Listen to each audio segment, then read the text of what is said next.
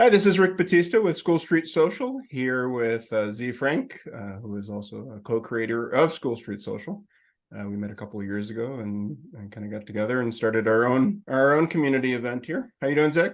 Great. How are you, Rick? I'm doing good, thank you. Thanks for joining us. I'm looking forward to another event this year. Last year we were bold enough to do 4, and we pulled it off. But and this year we're only doing a couple of shows, and this June show is the one that we're collaborating on. Yep. So really And looking forward to it. changing up the format too. We had a couple longer sets in our shows in the events last year, and we're going to do more of a showcase Yeah. platform this year. So we're going to be able to fit a lot more people into the event on the day of, which is this coming Saturday, the 3rd. Yeah, we're up to what, Cool. 6, 7? No, 7 or 8 artists. Yeah, right, 8 artists. 8 artists, including Yeah, me. That'll be cool. Whereas last year we did maybe 3 or 4 at the most. yeah. The one thing that is going to remain the same is the ice cream, which is I think that's besides the wonderful artists, I think that's a little bit of a big draw. I'm not sure, but people One definitely or the stay. other. Yeah, one or the other. As long as people are showing up and having a good time, that's the most important thing. I know we did an interview last year, but a lot of things have changed since then, or maybe we haven't covered some of these things. So I just wanted to have the opportunity to share some more about you, or have you share more about you in terms of what kind of makes zfrank tick and in the music world and all that good stuff. So I've got some questions to ask, and we'll see what happens as we progress. Let's see how it goes. Awesome.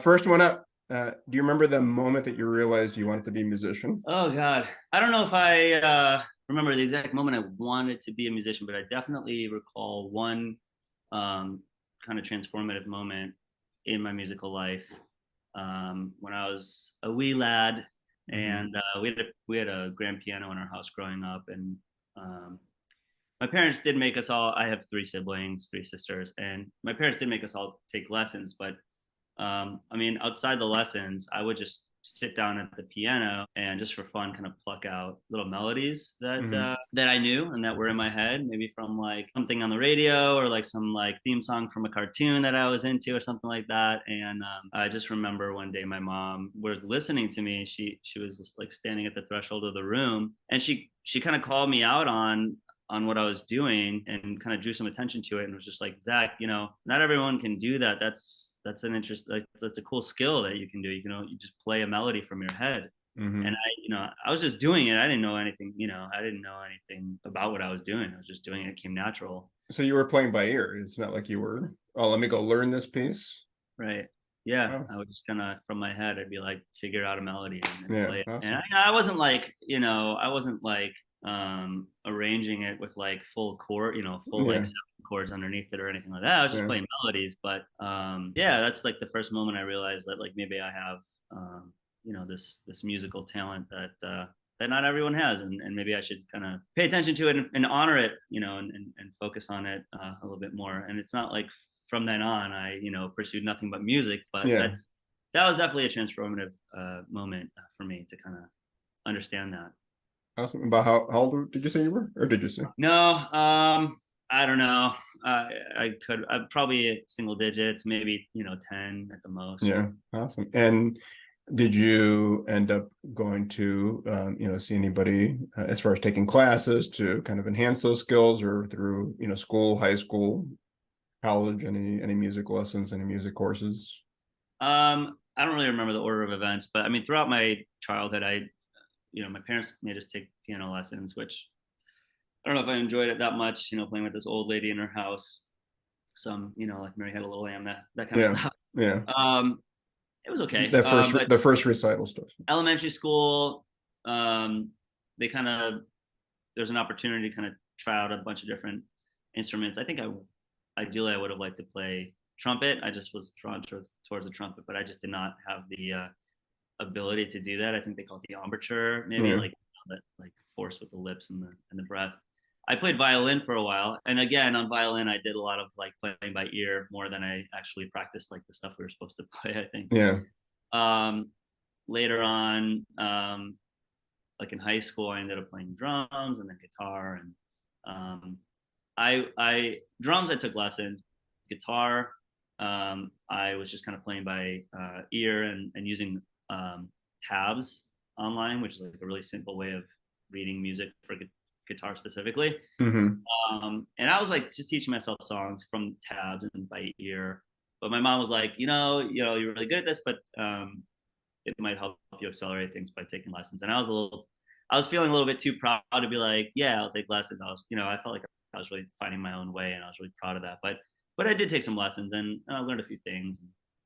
Even outside of lessons, just playing and jamming, people would show me scales and stuff here and there. And I ended Yeah. up majoring in music in college. I was going to major in Spanish, but I couldn't get past Spanish literature. So I was like, well, I've taken a bunch of music courses just because I'm interested in it. And Yeah. that's the easiest way out of this situation from here on out. So I just majored in music and um, went on to the Musicians Institute in Hollywood in Los Mm. Angeles. And so yeah, there's definitely some music education in my Okay. back. Mhm. Awesome. I know you shake a mean tambourine too. You left that out. I do, Yeah. yeah. There's a tambourine somewhere around here, a couple Yeah. shakers. I got a djembe over there. I got a bass. I got a keyboard that I can kind of like hack away at. But yeah, I think you're referring to an Instagram post I posted a few weeks Yeah. back. Yeah. Playing Yeah. All the shakers. Maybe you know this. I mean, it's just a question out of curiosity because I've asked people this and I get different answers. Is there a difference between the violin and the fiddle? Is it just how it's played, or is it the strings or the positioning of the strings? Good question. I was watching a documentary recently where it was a documentary on a this kind of Americana, folksy, I don't know what you'd call it, kind of country-ish singer-songwriter named Jason Isbell, who had not been on my radar until somebody told me to check out this documentary. And Hmm. he plays with his wife. I think her name is Amanda, and she plays this instrument. And he asked the same question on stage, or he mentioned that somebody had asked the same question. He asked her maybe, and he said that she had answered that it's a fiddle when you buy it and a violin when you're selling it. And so I think that just means, a violin makes it sound a little fancier. You're trying to Yeah. like Yeah. get a little bit more bang for your buck. But yeah, I think it's the same exact instrument. It just depends on how you're playing it, Yeah. and what the Yeah. context is, like who the people are, who the players are. If you're like, you know, strumming away in a country band, it's a fiddle. If you're on stage at at Ravinia or the Millennium Park or whatever at Symphony Center, it's a violin for sure. No one's gonna call it a fiddle. You're Yeah. gonna get kicked out of the orchestra. It's like in real estate. Neighborhoods are called whatever sounds better when you're trying That's to exactly what it is. sell it. Yeah, Um, I think when we first met at a Porch Fest a few years ago, you were doing a lot of cover songs. I don't remember if you did any originals at that time, at least in that set. But I mean, you're absolutely wonderful cover artist, that's for sure. And you've written, original pieces as well. What are some well or little known artists that or genres that inspire you the most? That's a really good question, and it's hard to say because I think everything kind of a cop out of an answer, but I think everything I hear, anything that kind of resonates with me, inspires me. But I will say, I think I grew up on listening to whatever my dad was listening to, and he listened to a lot of kind of classic rock, 60s, 70s. What's funny actually, my mom had a little bit of they had a lot in common what they listened to, but my mom also had her own stuff that she listened to, and Mhm. kind of riding around in the car with her, for like carpools or her running errands, it's kind of do as a kid with your mom. I got to hear a lot of her kind of music, like a lot Yeah. of Cheryl Crow and Bonnie Raitt and like that kind of, like Hmm. 90s female artists. And so those were kind of like a little folksy, bluesy, rootsy, maybe. But definitely the stuff my dad listened to, like the Beatles for sure. I'm pretty obsessed with the Beatles. Tom Petty. I think his Tom Petty maybe like a set was probably the first thing it could have been a CD. Yeah. The first thing I like pulled into my own bedroom and just sat and listened to on my own. I mean, Awesome. Free Falling Yeah. was probably one of my first favorite songs Oh ever. yeah. It sounds cliche today, but I mean, as a young kid, I mean, just hearing that, for Yeah. the first few times, simple and it really resonates. There's a lot of energy to it. beautiful song. Yeah, Um, definitely. trying to think what else he listened to. Some Talking Heads, probably some Stones, and he got into some kind of more modern stuff too. But yeah, I mean, I was born in '86, so I was a '90s child, and Hmm. um, you might be able to hear my cat in the background yelling, singing Trying along. to chime in.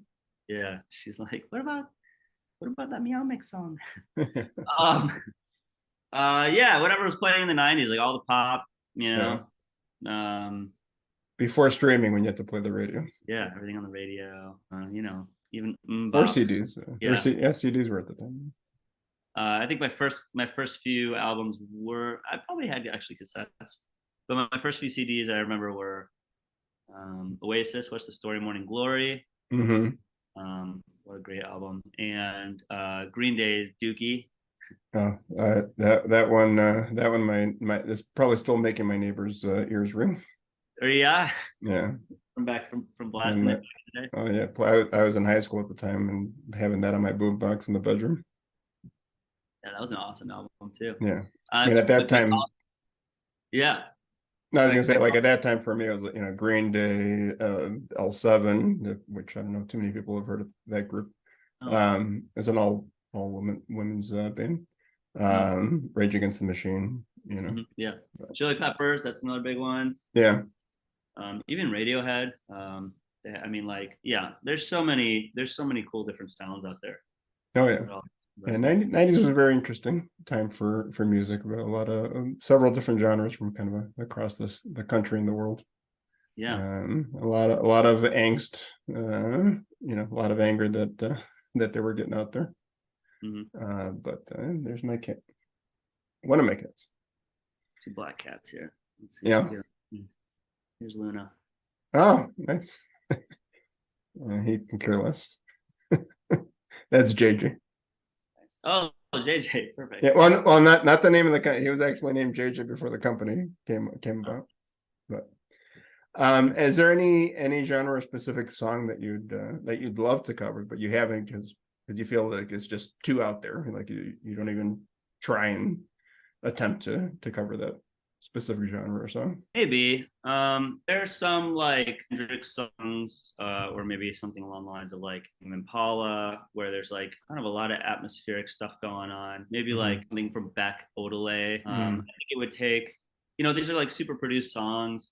That have a lot of layers and stuff. And the current iteration of my band, it's just a trio. It's drums, bass, guitar, Yeah.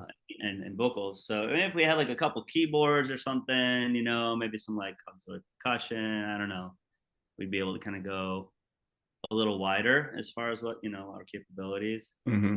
Sometimes it's cool to scale these things down though, and just play a version of these songs with the trio, and you kind of have Yeah. to decide what are the essential elements of these songs to so the audience kind of recognizes it, but kind of gets a different feel of what the original was. And I think that's a cool way to do a cover song, right? Like not just try and sound like the artist, but Yeah. Have take your it, own do rendition. your own thing with it. And especially if you have limitations, what can you do within your limitations? Yeah.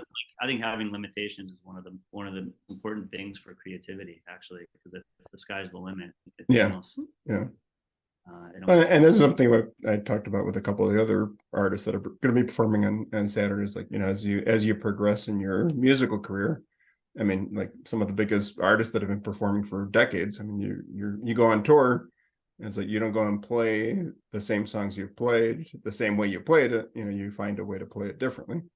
And whether you're giving it a country vibe or a reggae vibe or something, you say, I'm going to play this song. You've heard it a million times, but it's a different way. Yeah, yeah, I love that, and I've been thinking about that too a little bit recently, because I'm in the process of recording my first album, and I can kind of keep coming up with things to do with the track, ways, Yeah. things to add on, more tracks to add to it, more ideas. And at a certain point, it's like, well, the way I've got it recorded so far, I think it's good enough, and we'll stick with this. And if I play it, if I decide to play this particular song out live, then I can remember this idea that I had and add that element in when I play it live to Yeah. kind of spice up from the recording, because it is a good idea, but you can't do everything on a single recording. You have to Yeah. kind of figure out where that boundary is and say, okay, song is done, is recorded. This is going to be the recorded version. And when I play it live, I can kind of spice it up a little bit with these other ideas.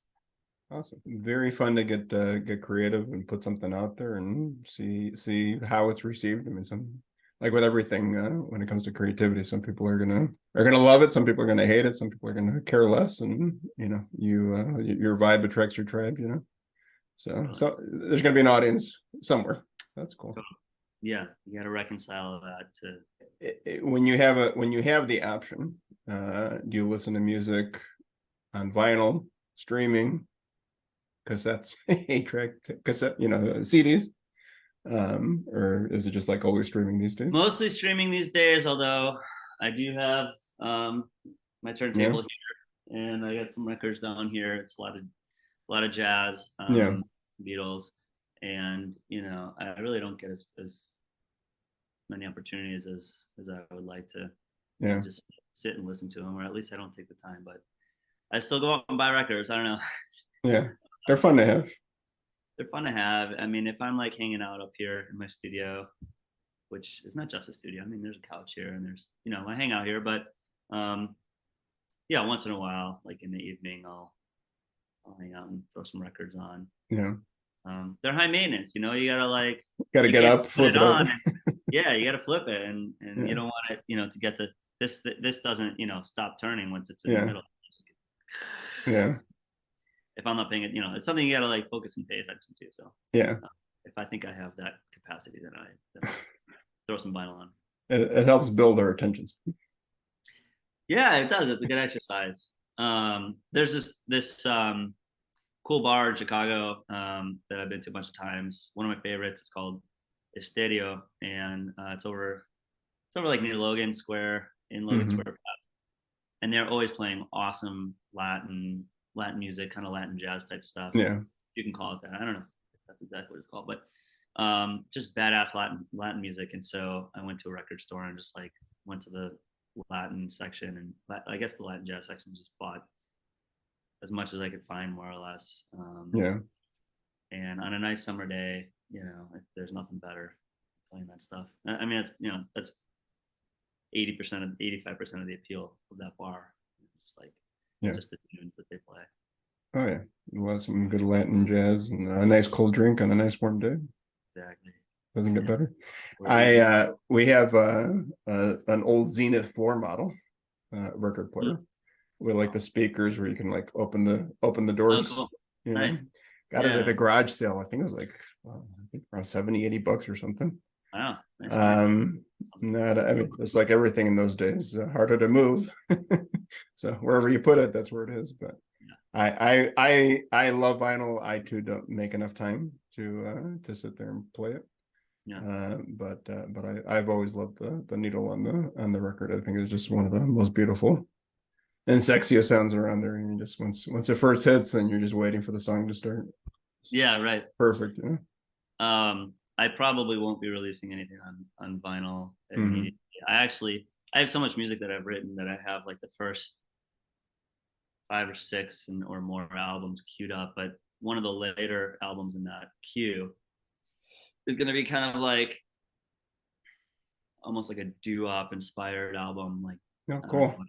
New doo-wop, like neo doo-wop or doo-wop revival, something like that. But that would be a good candidate for releasing on vinyl. Yes, I think, and I might record to tape. We'll see. I don't know if that's really necessary these days, and it's really complicates things. But that's a ways off. So we'll see. Well, I will be excited for that project.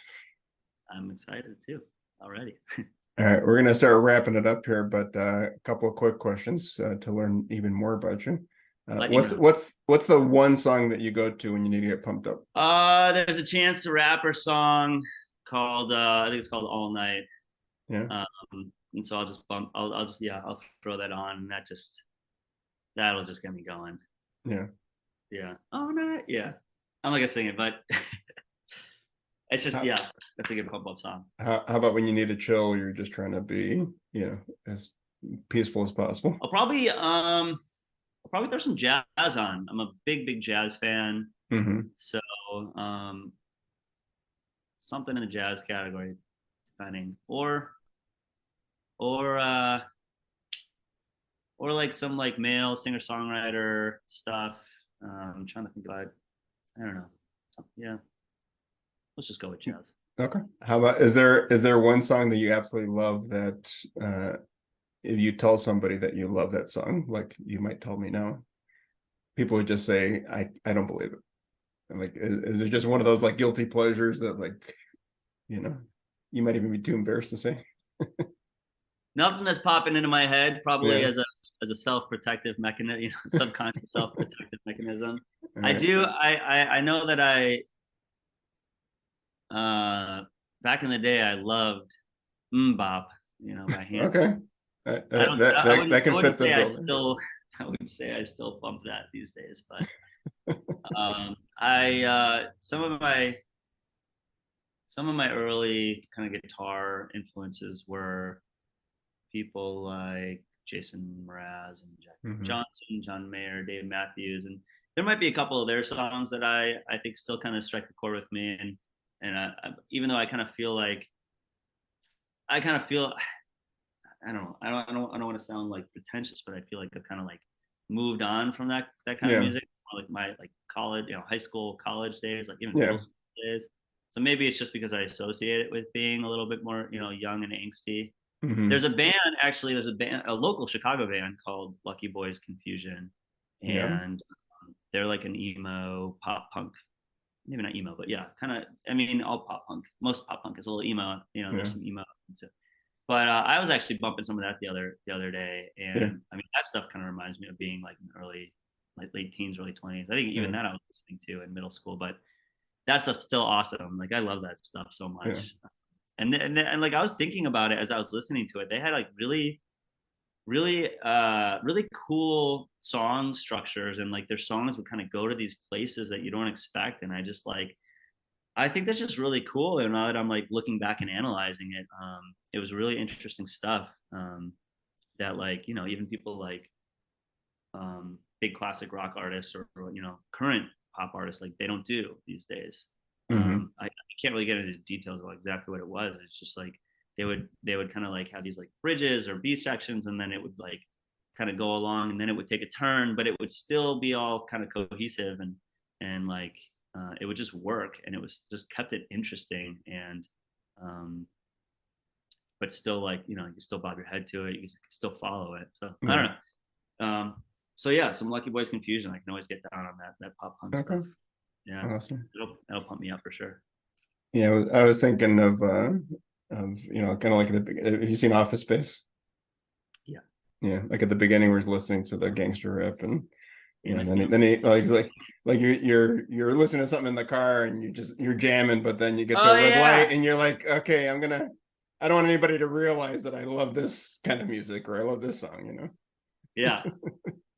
Just like yeah, that's funny. Yeah, turning it down in the car. Yeah, that was Michael Bolton, wasn't it? Yeah, Michael Bolton. Why should I change my name? Yeah, So you're right. since I've known you, and as we mentioned before, we first met at a Roscoe Village Porch Fest. Well, that year before last. Um, and I know that you've always been drawn to bringing attention to good causes, and have a lot of community involvement. What do you feel motivates you to participate in community events or just get out there? The things like School Street Social, Porch Fest, open mics and whatnot. Honestly, I think it's just the natural tendency of a human being, right, to be involved and to contribute to a community. And if we're not doing that, we're out of alignment with our fundamental nature. Because nothing exists outside of this of the web of the system, Hmm.